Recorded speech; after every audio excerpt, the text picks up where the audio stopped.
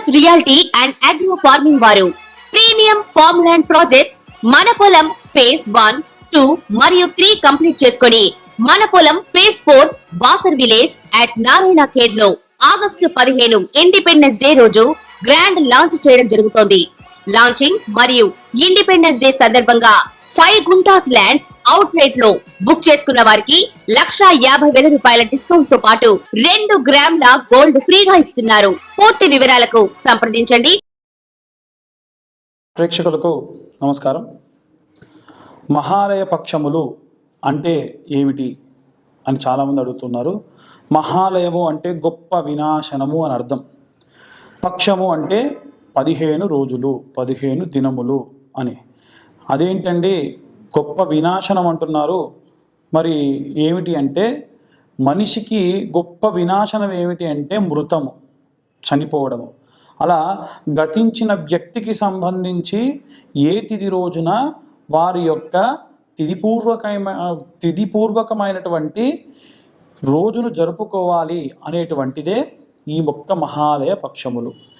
అయితే ప్రతి ఒక్క మనిషి చనిపోయినటువంటి మాసములో చనిపోయినటువంటి తిథి రోజున చేసేటువంటిదే శ్రాద్ధము.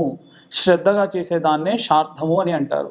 అలా తద్దినము అంటే ఆ యొక్క దినమును తద్దినము అని కూడా మన యొక్క పెద్దలు చెబుతూ ఉంటారు.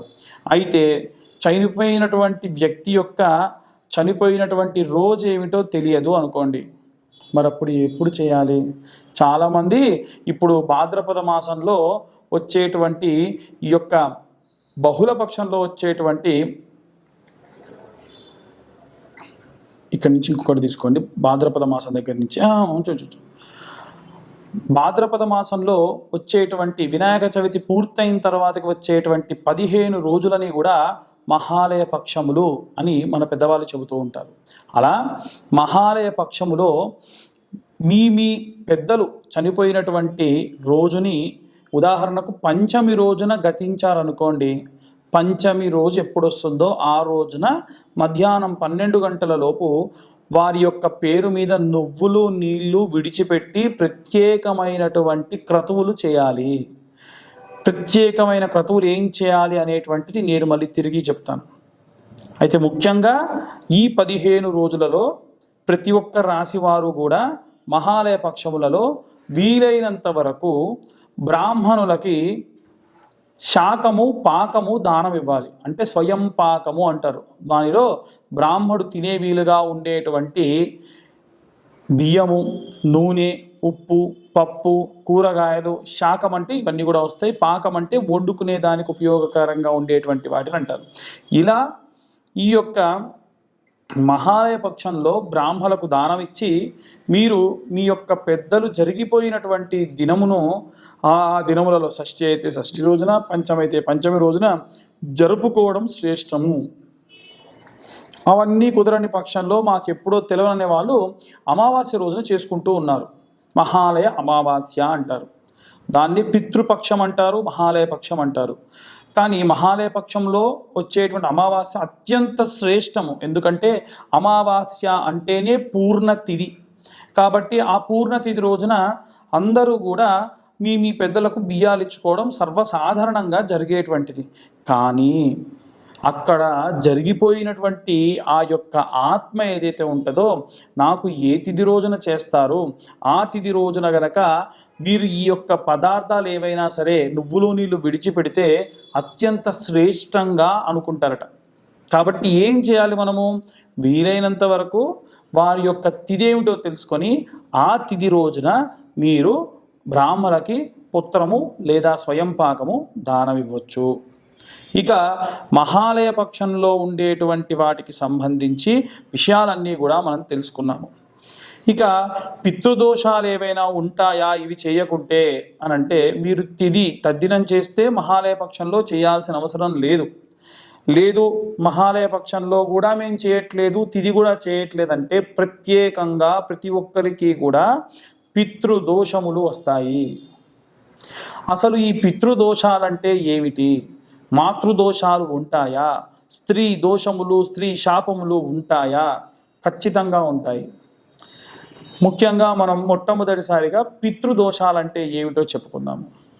పితృదోషాలనంటే ఇప్పుడు మీ నాన్నగారు వారి నాన్నగారికి లేదా వాళ్ళ తాతగారికి ఎటువంటి తిథులు చేయలేదు, నువ్వులు నీళ్ళు విడిచిపెట్టలేదు, హాయ్ ఏముందిలే అనుకునే వాళ్ళు కొంతమంది ఉంటారు. కొంతమంది ప్రత్యేకంగా ఏంటంటే బర్త్డే జరుపుకున్నట్టుగా డేట్ల ప్రకారంగా చేస్తూ ఉంటారు. అది మహాదోషం. మీరు అసలు చేయకున్నా ఏం కదా, కానీ ఎవరో దినం రోజున మీరు చేసిన దాంతో సమానం. 2, మూడవది ఏమిటి అని అంటే, చెయ్యకపోతే ఏమవుతుంది అంటే వంశాభివృద్ధి ఉండదు. మీకు కొడుకులు పుడతారు కానీ వారికి పిల్లలు పుట్టరు, లేదా పుట్టే వారందరూ కూడా ఆడపిల్లలే పుడతారు. ఏమైందండి, ఆడపిల్లలు మాత్రం పిల్లలు కాదా, వాళ్ళు మా వంశం కాదా అనుకునే వాళ్ళు ఉంటారు. తప్పండి, ఆడపిల్లలు అందరూ కూడా మంచిదే, కానీ వారి యొక్క గోత్రము పేరును ముందుకు తీసుకెళ్లేవాడు మాత్రం ఉండడు అని నా ఉద్దేశం. ఆడపిల్లలు పుట్టాలి, మగపిల్లలు పుట్టాలి. అయితే ఇక్కడ ప్రత్యేకంగా చెప్పేటువంటిది ఏమిటనంటే, మరి మగపిల్లలు పుట్టలేదు, అసలు ఆడపిల్లలు కూడా పుట్టకుండా చాలామంది ఇబ్బంది పడుతూ బాధపడుతూ అసలు పిల్లలే లేకుండా ఇబ్బంది పడుతూ ఉంటారు. పితృదోషాల్లో మొదటి కారణం ఇది. రెండవ కారణం ఏమిటంటే, వంశంలో ఉన్నవారిలో ఒక మనవడో మనవరాలో మంచివారు అనుకుంటామండి. కనీసం వారి తండ్రి చేయట్లేదు, నా మనవడన్నా నా కార్యక్రమాలు చేస్తాడేమో అని ఎదురు చూస్తుందంట ఆ ప్రేతం అక్కడ ఆత్మగా మారి. వారు కూడా చేయకపోతే ప్రత్యేకంగా వారిని గుర్తు చేసే విధంగా యాక్సిడెంట్లు జరగడం కానీ, ఏవైనా దెబ్బలు తగలడం కానీ చేస్తూ ఉంటారు. ఇది మన దగ్గరే కాదండి, టర్కిష్కి సంబంధించినటువంటి ప్రాంతాల్లో కూడా ఆ చనిపోయినటువంటి రోజును వారు ప్రత్యేకంగా జరుపుకుంటారు. వేరే వేరే పాశ్చాత్య దేశాల్లోనే వారిని స్మరిస్తూ ఎంతో కొంత చేస్తారు. మనది సనాతన ధార్మిక ధర్మం అండి. ఇంత సనాతన ధర్మం, వేరేవన్నీ మతములు, మనవి మతం కాదు, మనది ధర్మం. ఖచ్చితంగా పాటించవలసినటువంటి నియమములు ఇవన్నీ కూడా. కాబట్టి పితృదోషాలున్న వాళ్ళు ఇప్పటికైనా మహాలయ పక్షాల్లో నువ్వులు నీళ్ళు విడిచిపెట్టండి, మీ పెద్దలకు తర్పణాలు చెయ్యండి. ఇంకొకటి ఏమిటంటే, నారాయణ బలి పితృదోషాలకు సంబంధించి ప్రత్యేకంగా చేసేటువంటి శాంతి. అవి ఎక్కడ పడితే అక్కడ చెయ్యరు, చేయకూడదు. ఎక్కడ చేస్తారండి, గోకర్ణంలో చేస్తారు, అలాగే నాసిక్లో చేస్తారు, త్రయంబకేశ్వర్లో చేస్తారు, పళని కుక్కి లాంటి ప్రదేశాల్లో కూడా ఈ మధ్య చేస్తున్నారని తెలిసింది. ఎలా చేస్తారంటే, ఒక మనిషి చనిపోతే ఒక ప్రేతాన్ని పాడె కట్టి శ్మశానానికి తీసుకువెళ్ళి ఆ యొక్క శ్మశానంలో కట్టెలపై పేర్చి కాల్చి చుట్టూ తిరిగి ఎలా అయితే మనం ఖననం చేస్తామో అలా ఒక చిన్న పిండి ముద్దను చేసి దానిని చేస్తారు. ఖచ్చితంగా ఇలా చేయించండి. అప్పుడే మీకు పిల్లలు లేని వాళ్ళకు పిల్లలు కలుగుతారు, వ్యాపార నష్టం వాళ్ళకి వ్యాపారాభివృద్ధి, ఎన్నో రకాలైనటువంటి జాతకాలు బాగున్నాయి, ధనము బాగుంది, అన్నీ బాగుంది, మాకు ఎందుకు ఇలా జరుగుతుందో తెలియనటువంటి వారందరికీ కూడా ఇది ప్రత్యేకమైనటువంటి రెమెడీ.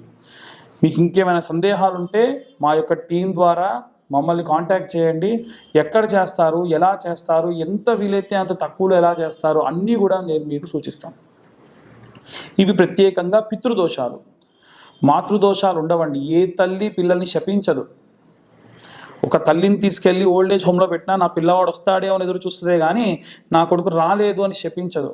బాధపడుతుంది, నా జాలి లేదా, అయ్యో ఎందుకు నా కొడుకు ఇలా చేశాడే, నేను నా మనవాళ్ళతో ఆడుకుంటే బాగుండు, నా మనవరాలతో ఆడుకుంటే బాగుండు అని బాధపడుతూ చనిపోతారు చూసారా, వారికి ఖచ్చితంగా స్త్రీ శాపము మాతృశాపంగా తగులుతుంది. కాబట్టి దయచేసి కన్న తల్లిని తండ్రిని తీసుకువెళ్ళి ఎక్కడో మీ చిన్నప్పుడు మిమ్మల్ని హాస్టల్లో పడేసినట్టు వాళ్ళని ఎక్కడో పడేసి రాకండి. వీలైతే మీరు మీ చేతులతో మీ కళ్ళతో వారిని జాగ్రత్తగా చూసుకోండి. రోజు వాళ్ళ పాదాలను స్పృశించండి. దానివల్ల ప్రత్యేకంగా స్త్రీ శాపములు కానీ మాతృశాపములు కానీ ఉండవు. ఇవాళ రేపు చాలామంది చేసేటువంటి స్త్రీ శాపాలు ఎలా వస్తాయంటే, మనకన్నా చిన్న వయస్కురాలు తను మీకు వరుసకు మరదలో కోడలు అవ్వడము, లేదా మీ క్లాస్మేట్ అవ్వడము, మీ కింద పనిచేసే వారిని ఎక్కడ పడితే అక్కడ తాకడము, చనువుగా ఉంది కదా అని చేయడం, వారు మీ ముందు మీకు గౌరవం ఇచ్చి ఏమీ చేయలేక నవ్వుతూ ఉండొచ్చు కాక మనసులో మిమ్మల్ని శపిస్తారు. కాబట్టి ఆడవారిని ఎలా పడితే అలా ఒక ఆట బొమ్మలా అనుకొని ఎలా పడితే అలా మాట్లాడి, తన దుస్తుల గురించి మాట్లాడి, తన యొక్క అవయవాల గురించి మాట్లాడి ఇక్కడ పడితే అక్కడ తాకడము, అసలు వారి పర్మిషన్ లేకుండా వారికి సెకండ్లు కూడా ఇవ్వకూడదు. అలా చేసి ఏ స్త్రీ అయినా సరే మనసులో మిమ్మల్ని శపిస్తుందో దూషిస్తుందో పొరపాటు అయిందమ్మా క్షమించు అన్న కనీసం ఒక మాట కూడా చెప్పకుండా ఏమవుతుందిలే ఈ యొక్క తుచ్చ స్త్రీ అని ఎవరైతే భావిస్తారో వారికి ఖచ్చితంగా స్త్రీ శాపం లభిస్తుంది. ఏం చేయాలండి? అలా పొరపాటున తెలవక మేము ఏమైనా చేశాము, క్షమించమని చెప్పలేదు అంటే ఏం చేయాలి అని అంటే, ఈ యొక్క మహాలయ పక్షాల తర్వాతకు వచ్చేటువంటి అమ్మవారి నవరాత్రులు ఉంటాయి కదా, 9 సంవత్సరాల పాటు మగవారందరూ కూడా ఈ 9 రోజులు కాళ్ళకు చెప్పులు లేకుండా అమ్మవారి దీక్షను పూని అమ్మవారి కండువా మెడలో వేసుకొని ఒకటే పూట భోజనం చేసి 2 పూటలు అమ్మవారికి నివేదన చేసిన పదార్థము తిని నేలపై పడుకోండి. ఇలా చేస్తే మీరు పొరపాటున తెలవక చేసిన దోషములు అమ్మవారు తీసేస్తారు. ఇవి ప్రత్యేకంగా స్త్రీ శాపములుగా మనం అవివర్ణిస్తూ ఉండొచ్చు. ఇంకా ఉన్నాయి, నేను మీకు కొద్దిపాటి మాత్రమే చెప్పాను, దానికి రెమెడీ మాత్రమే చెప్పాను. ఇంకా ఎన్నో రకాలైనటువంటి స్త్రీ శాపాలు ఉంటాయి. మనం ఈ యొక్క సామాజిక మాధ్యమం ద్వారా విపులంగా చెప్పలేం కనుక నా పరిధి మేరకు నేను మీ అందరికి కూడా విశ్లేషణ చేయడం జరిగింది. ప్రేక్షకులందరికీ కూడా వినాయక చవితి శుభాకాంక్షలు.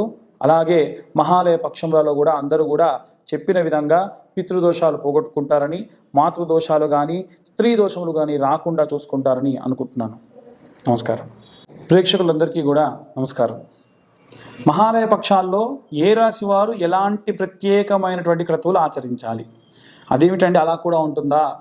అవునండి, ప్రతి ఒక్కరూ కూడా మీ పరిధి మేరకు మీ పితృదోషములు పోవడానికి, లేదు మేము తిథులు చేస్తాము తద్దినాలు చేస్తాము అన్నప్పటికీ మీరు ప్రత్యేకంగా అమావాస్య రోజు బ్రాహ్మణులకి స్వయం పాకదానం చెయ్యండి. ప్రతి ఒక్కరు మీరు తద్దినాలు చేసినా సరే చేయండి, చాలా మంచిది. రెండవది ఏమిటి అంటే, ఏ రాశి వాళ్ళు ఎలాంటి నియమాలు పాటించాలి, ఎలాంటి దానములు చేయడం విశేషం. తదుపరి మిథున రాశి వారు ఆచరించవలసినటువంటి నియమ నిబంధనలు ఈ మహాలయ పక్షాల్లో ఏముంటాయో తెలుసుకుందాం. మృగశిర, ఆరుద్ర, పునర్వసు నక్షత్రాలు ఈ రాశిలో ఉండేటువంటివి. మృగశిర మార్గము నిర్దేశించు నక్షత్రము.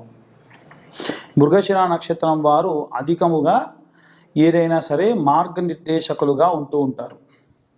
కాబట్టి వీరు ప్రత్యేకంగా ఈ మహాలయ పక్షాల్లో మృగశిర నక్షత్రం వారు ఏమి చేయాలి అనంటే, తెలవని వారికి మహాలయ పక్ష విశిష్టత గురించి చెప్పండి. ఎవరైనా ఆచరించాలి, వారికి ఏదైనా సహాయం చేయదలుచుకుంటే చెయ్యండి. అంటే ఎవరైనా బీదవారు ఉన్నారు, వారు మహాలయ పక్షంలో ఉండేటువంటి అమావాస్య నాడు ఏమీ చేయలేకుండా ఉండిన పరిస్థితుల్లో ఉన్నారనుకోండి, వారికి కొన్ని బియ్యము కూరగాయలు కొని బ్రాహ్మడికి దానం చేయమని ఇవ్వండి. లేదు వీలైతే ఆ కుటుంబాలకి మీరు భోజనం పెట్టండి. దానివల్ల విశేషమైనటువంటి ప్రతిఫలము ఈ మృగశిర నక్షత్రము, ఆర్ద్ర నక్షత్రము, పునర్వసు నక్షత్రం వారికి ఉంటుంది. ఆరుద్ర నక్షత్రము శివుడి నక్షత్రము, ఆరుద్ర. కాబట్టి ఆరుద్ర నక్షత్రం వారు, అలాగే పునర్వసు నక్షత్రం శ్రీరామచంద్రమూర్తి నక్షత్రము. కాబట్టి ఈ యొక్క మిథున రాశే విశేషమైన రాశి. ఎందుకంటే పార్వతీ పరమేశ్వరుడు ఇరువురు కూడా ఈ రాశిలో ఉంటారు అని పెద్దలు చెప్తూ ఉంటారు. శివాయ విష్ణు రూపాయ శివయే శివోశ్చహృదయం విష్ణు, విష్ణోశ్చహృదయం శివం. కాబట్టి శివుడు యొక్క హృదయమైనటువంటి విష్ణుమూర్తి అవతారమైనటువంటి రాముడి యొక్క నక్షత్రము పునర్వసు పక్కనే ఉంటుంది. విష్ణుమూర్తి యొక్క నక్షత్రమైన పునర్వసు నక్షత్రానికి హృదయ భాగమైనటువంటి రుద్రుడు ఆయన పక్కనే ఆర్ద్ర నక్షత్రంలో ఉంటాడు. అలా ఈ యొక్క పునర్వసు నక్షత్రము, ఆర్ద్ర నక్షత్రము ప్రత్యేకంగా మిథున రాశి వారిది. కాబట్టి వీరు గురువారము లేదా సోమవారము గోవులకి ఏవైనా పిండి పదార్థాలు పెట్టండి. మళ్ళీ చెప్తున్నాను, గోవులకి ఏవైనా తౌడు పిండి పదార్థాలు పెట్టండి. లేదా మీరు పల్లి నూనె పట్టించుకున్నారు, ఆ పిప్పి తీసుకొచ్చి పెట్టండి. లేదా వాటి కుడితికి ఇవ్వండి. ఎందుకండి ప్రతి ఒక్క రాశికి గోమాతకి మహాలయ పక్షాలకి సంబంధం ఏమిటి అని అంటూ ఉంటారు కొంతమంది. ఎప్పుడన్నా చెబితే కూడా ఇలాగే చెప్పారు. మీ డౌట్ని నేనే ముందే క్లారిఫై చేస్తా. మన ఇంట్లో ఏవైనా తద్దినాలు జరిగితే, పిండ ప్రదానాలు జరిగితే తీసుకెళ్ళి ఏం చేయాలంటే అగ్నిలో వేయాలి, అగ్నిలో పచనం అయిపోవాలి. అలాగే మళ్ళీ ఆ పిండాలని గోమాతకి కూడా పెట్టొచ్చు. దాంట్లో ఏం కలపాలి? బియ్యపిండి, బెల్లం కలుపుతారు. కానీ ఇప్పుడు మీరు పిండ ప్రదానాలు కాదు కదా చేసేది, ఆ యొక్క ఫలితం కూడా దక్కాలి మీ అందరికీ. ఎందుకు గోవుకే ఇవ్వాలి? గోరక్షణ ఎందుకు అంటే ఖచ్చితంగా గోమాత మన తల్లి, అందులో ఎటువంటి సందేహం లేదు. ఈ యొక్క గో సంరక్షణ మనందరి బాధ్యత. ఎందుకు అంటే గోవులకి పెడితేనే అవి క్షీరము పాలిస్తాయి, అవి పాలిస్తేనే పాలలో నుంచి పెరుగు తయారవుతుంది, ఆ పెరుగు నుంచి తీసినటువంటిది వెన్నె, ఆ వెన్నెలో నుంచి వచ్చినటువంటిదే నెయ్యి. హోమం చేయాలంటే నెయ్యి కావాలి, ఒక దేవాలయ ప్రతిష్ఠ జరగాలంటే ఆవు పాలు, ఆవు పెరుగు కావాలి, గో పంచకం కావాలి, గోమయం కావాలి. వీటినే పంచగవ్యములు అంటారు. ఈ 5 లేనిది అసలు ఏ దేవాలయ ప్రతిష్ఠ జరగదు. ఈరోజు నీకు మనశ్శాంతి కావాలి, ప్రశాంతత కావాలి అని నువ్వు వెళ్ళి ఒక దేవాలయంలో కూర్చున్నావు అంటే దానికి కారణము గోమాత. కాబట్టి ఆ గోమాతకి ఈ రాశి వారు ప్రత్యేకంగా, ఎందుకంటే శివకేశవులు ఇద్దరూ కలిసినటువంటి నక్షత్రంగా భావన చేస్తున్నటువంటి మిథున రాశి వారు తీసుకువెళ్ళి ఖచ్చితంగా పిండి పదార్థము గోవుకు తినిపించాలి, సోమవారం కానీ గురువారం కానీ.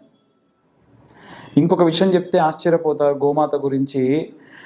గోమాతట ఒకసారి ఒక ముస్లిం రాజ్యాల్లో బాగా గోవులు ఉన్నాయి. అప్పటికి గోమాంస భక్షణ విరివిగా జరగడం అప్పుడే ప్రారంభించారు. రాజ్యమంతా క్షామం అంటే కరువు వచ్చిందట, ఎటువంటి నీటి చుక్క కూడా లేదు. అప్పుడు కేవలం గడ్డి తిని పాలిచ్చిందట. అప్పుడే పుట్టిన పిల్లవాడు తల్లి రొమ్ములో నుంచి పాలు రాకుంటే గో పాలు తాగి బతికాడు. కాబట్టి ఆ ముస్లింలందరికీ ఇష్టమైనటువంటి అక్బరే చెప్పాడు గోమాంస భక్షణ ఉండకూడదు అని. అందుకే గోమాత అన్నారు. కాబట్టి అందరూ కూడా ధర్మాన్ని రక్షించండి, గోమాతను సేవించండి. ప్రత్యేకంగా ఈ మిథున రాశి వారు ఈ యొక్క గోమాతకు సంబంధించినటువంటి రక్షణ బాధ్యత తీసుకోండి. ఇంకా విశేషంగా వాటికి పిండి పదార్థాలు పెట్టండి. దానివల్ల ప్రత్యేకమైన ప్రతిఫలాలు కూడా మీ అందరికీ కూడా దక్కుతాయి. ఇది ఈ యొక్క మిథున రాశి వారికి సంబంధించినటువంటి మహాలయ పక్షంలో పాటించవలసిన నియమ నిబంధనలు. స్వస్తి.